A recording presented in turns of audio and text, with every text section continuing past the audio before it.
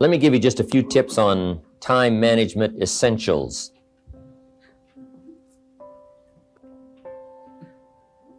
First of all, you run the day or it runs you. A little simple analysis. It's not that difficult to get something started, and you run it for a while, and after a while it starts running you. That's part of the challenge. I told my staff one day, giving birth to a tiger is one thing, learning how to ride it is something else, right? Sometimes you start it and then it turns around and starts giving you all kinds of trouble. Next, the time you've already committed to labor is enough time. If you're working already 8-10 hours a day, that's about it. You just can't work much more than that. Bursts at a time, you can work 12, 14, 16, right? And I'm sure we've all learned to do that, put in the extra time. But after a while, you pretty well have to put your life in balance, or your health is in jeopardy, and your heart's in jeopardy, your blood pressure is in jeopardy, a lot of things, if you don't stay in balance. So you don't have to put any more hours, probably. All you have to do is just make better use of the hours. A cliche we've all heard. It's not the hours you put in, it's what you put in the hours that counts. Now also you need a written set of goals, time management essential, priorities. Good plan for the next 10 years especially, some of the things you want to accomplish. Let our dreams pull us through, our objectives sustain us, get us up early, keep us up late, all right, drive us to do the disciplines, read the books, take the classes, study, whatever is necessary. And a constant review of your goals, because that's how you determine how to use your time, whatever priorities you're going for. Then you need a plan to achieve your goals, and game plans, laying out 6 months, laying out a year. When you do business internationally, several corporations, we just formed our first Australian corporation. You just got to have game plans to lay all this stuff out. Otherwise, it just doesn't get done, things get missed, taxes don't get paid, the details don't get taken care of. You've got to learn to think on paper. And if there's one thing under time management we can get across that's major, that one is it.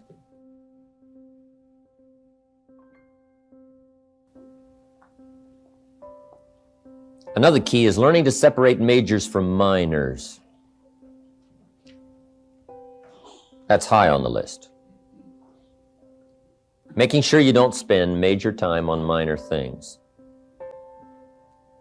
This is why you need to think on paper, put your game plan on paper to make sure you're not spending major time on minor things. Little phrase I have says, don't mistake movement for achievement. It's not that difficult to get busy. What you have to do is check to see what you're busy on. Because it's easy to haul out the trash and fix the screen door, get the car washed, take the kids to school. I mean, it's easy to stay busy, right? The key is on what? So separate majors from minors. Next time management essential is concentration, zeroing in. Preoccupation is fatal, both on the freeway and in business. You got to keep your mind concentrated. I have a little rule that says, don't start the business day till you get to the office. I used to start my business day in the shower or at the breakfast table, and it just messed up a lot of things. I'm sitting at the breakfast table, guess where my mind is? At the office. I even got mixed up going to the beach and, trying to, do some relaxing time. But sure enough, when I'm in the office, I'm thinking about the beach. And when I'm on the beach, I'm saying I should be at the office. Now see, that's mixed up. We quoted that little quote from the Reader's Digest in the evening seminar, right? Wherever you are, be there. If you're at the breakfast table, be there. When you're having a conversation with somebody, be there. When you're on your way to work, be there. Enjoy the ride. Take a look around you. What's going on? Study human nature. What's happening? Be there. And then when you get to the office, go for it. Next time management essential is learn to say no. Boy, it's easy to overload your calendar, get yourself into all kinds of time management problems simply because you didn't have the strength to say no when you should have said no. It's much more difficult to say no and then try to get out of it later, call back, make the arrangements, go through the whole embarrassment. Better to say no than to say yes and have to back out. Ron Reynolds has a good phrase that says, "Don't let your mouth overload your back." That's good.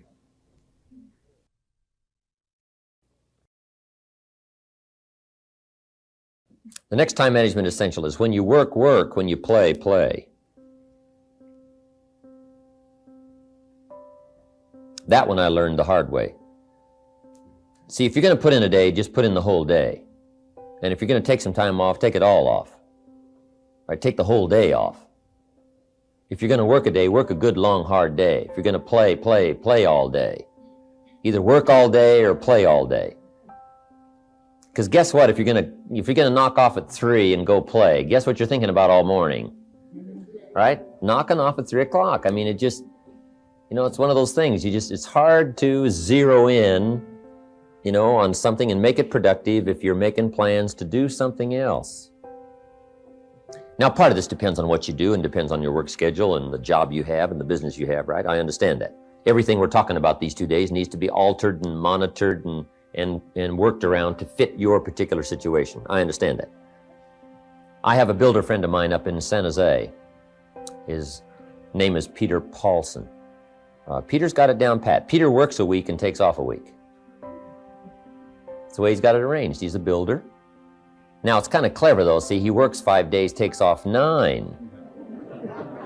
That's a little... He says work a week, take off a week, yeah, but it's really 5 and 9. Because it's 5 and then it's a weekend and 5 days and another weekend, right? So, but what Peter does, the 5 days he puts in, he works, 14, 16 hours, almost around the clock, keeps 2 or 3 secretaries going, gives all the orders, the accountants, the superintendents, the builders, the whole thing, gets it all arranged, and works around the clock for 5 days and then takes off. Now, you might not have the luxury of being able to do it that way, but just work on this. When you work, work. When you play, play. Okay, the next time management essential is analyze how you are and then either compensate for it or change. Sometimes you can remain how you are if you just make other arrangements. My staff discovered I'm a poor courier. They said, "Mr. Rohn, here's a check for Jerry Haynes. You're going to be up north, right, in the next couple of days?" I said, "Yeah, no problem. Give it to me. I'll see that he gets it." Guess when I next hear about that check? From my cleaners. Saying, "Mr. Rohn, we found this," right? Now, I say, "Look, I know I messed up that time, but, next time I'll make sure." See, but it just doesn't work. I'm not good at it. So we've got a little rule at our office that says, don't give the chairman anything, right? Don't. It won't arrive. He can talk good, but he's a poor courier. It won't get there. So you just got to analyze how you are and then make the compensations for it. Now, you can promise to change all you want, right? But if you're not going to, then make the other arrangements. I finally got somebody to help take care of reading financial statements and taking care of, a lot of corporate business and matters that I promised I would do myself, but I just never did get it done. And it used to be terribly costly to me for IRS and taxes. Unbelievable. But I finally got somebody to take care of that.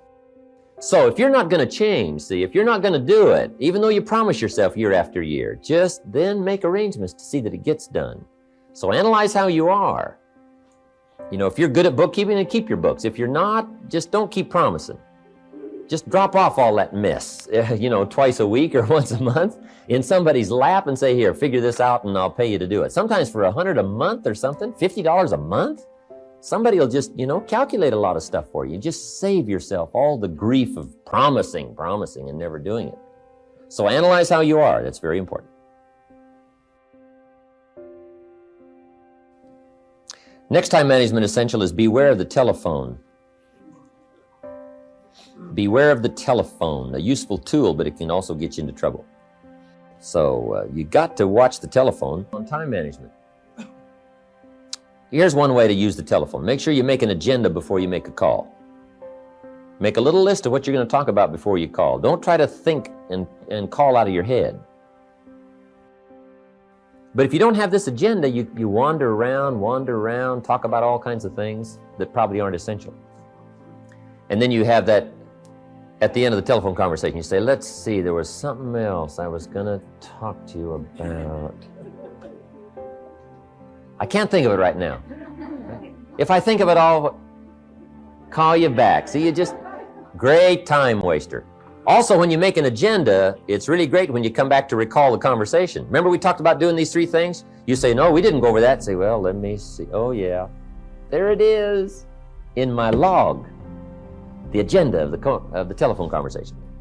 Okay, so use the telephone. Now, you got to beware of the telephone at home, too. Now, you might have to have some business calls at home, but you got to be very careful. The phone can be an incredibly disturbing influence on family and social, personal life. So learn to regulate that. They got the phones now, you can just shut them off, right? When somebody calls, it just sounds like you're not there. The phone just rings, but you don't hear it. I can just let the phone ring, but some people can't do that, right? I've had people over at my house, my phone rings. They say, aren't you going to answer your phone? I say, no, we're having lunch or whatever, right? So you got to answer your phone. I said, no, you don't. I've had them go answer my phones. They say, it's for you. I said, I imagine it is, yeah. Come on. Next.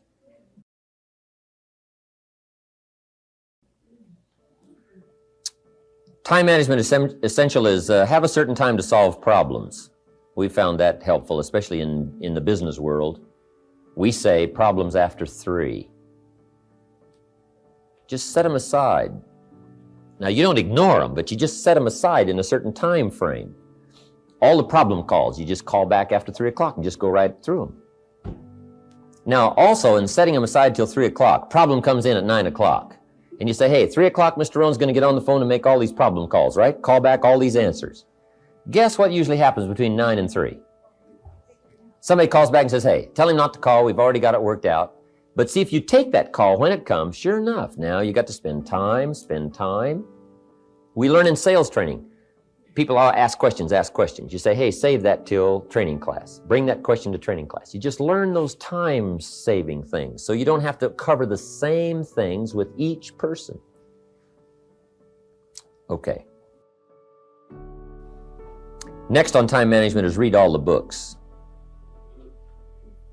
Just get you some ideas on time management from the books. There's books by Bliss, McKay, Lakin.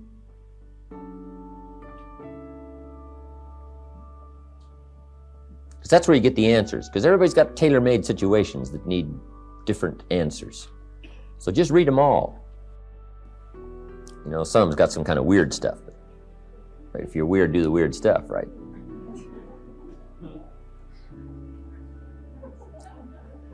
Whatever, read it all.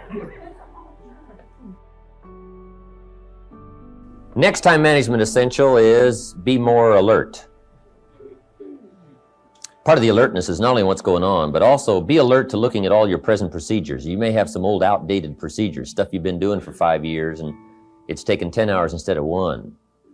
Right? You could put it on a computer or something. You could just, go through, because it's easy to just accumulate a lot of wasted time, wasted motion by not, updating all of your stuff. You don't have to use the old, you don't have to use that anymore, right? The old calculators.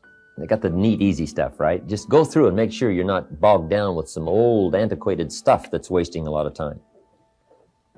And then be more alert. Take a look at what's going around you. Say, hey, I've been going from here to there and it's taking too much time. In sales management, we teach, don't go across town until you've gone across the street. Have they heard your story across the street? Guys, I got this hot prospect 40 miles away. Well, it just probably isn't worth the time. It's too far. You know, the span of distance is too long. Just shorten up the span. So be alert as to those kind of time wasters. The last one here is ask questions. When you get ready to talk to somebody, ask some questions. It might save you a great deal of time. Because it's easy to talk to somebody for an hour and then discover you've been on the wrong subject. Or maybe you're talking to the wrong person. Say, who are you? Oh yeah, John, I forgot. You're talking about somebody else's problem. No, ask questions, then you can get right to the heart of the matter. And then after you've asked a couple of questions, ask a couple of more.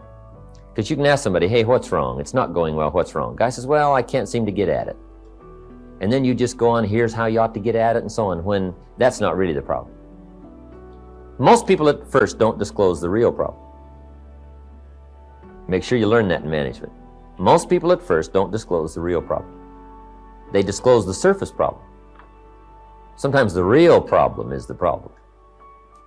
Guy says, well, I got some problems at home. So, oh, that's why you're not getting out there. I've been talking about hitting it when the real problem is something's wrong at home. Let's talk about that. See, just a couple of questions, and you just save yourself an hour. You save yourself talking too long about the wrong things just by asking the questions. Okay?